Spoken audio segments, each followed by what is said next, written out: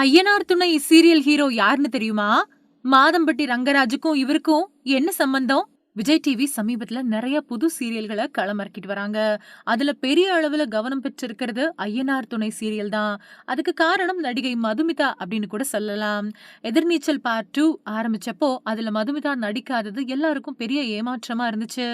ஆனா ஐயனார் துணை சீரியல்ல கமிட் ஆகி இன்னும் பெரிய அதிர்ச்சியை கொடுத்தாங்க. இந்த சீரியலோட ப்ரோமோவ பார்க்குறப்போ, அண்ணன் தம்பி பாசம், அப்புறம் கணவன் மனைவிக்கு இடையிலான அன்ப அதிகம் காட்டும் கதைக்களம் அப்படிங்கிறது தெரிஞ்சு போச்சு.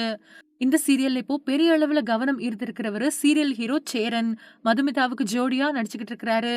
யார் இவரு அப்படின்னு தெரிஞ்சுக்க நெறைய பேரு ஆர்வம் காட்டிட்டு வராங்க.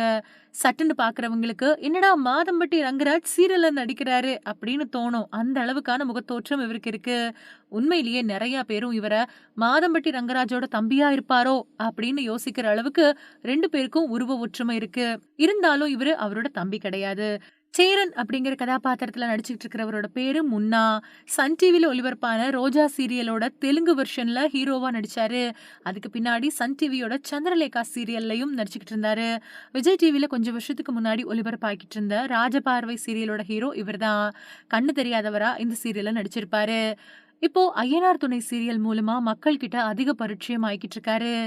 ஆரம்பத்துல சினிமாவுல அறிமுகமான புதுசுல இயக்குனர் ஒருத்தர் தன்னை அந்த விஷயத்துக்கு வற்புறுத்தினதாவும், முடியவே முடியாது அப்படின்னு மறுத்துட்டு வந்தனா ஒரு கட்டத்துல அதை என்ஜாய் பண்ண ஆரம்பிச்சிட்டேன் அப்படின்னும் நடிகை ரேவதி சமீபத்திய பேட்டி ஒண்ணுல பேசியிருக்காங்க.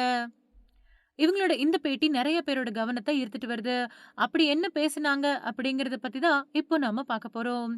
பல்வேறு முன்னணி கதாநாயகர்கள் கூட ஜோடி போட்டு நடிச்ச இவங்க தன்னோட உண்மையான பேரு ஆஷா அப்படிங்கிறது தான்.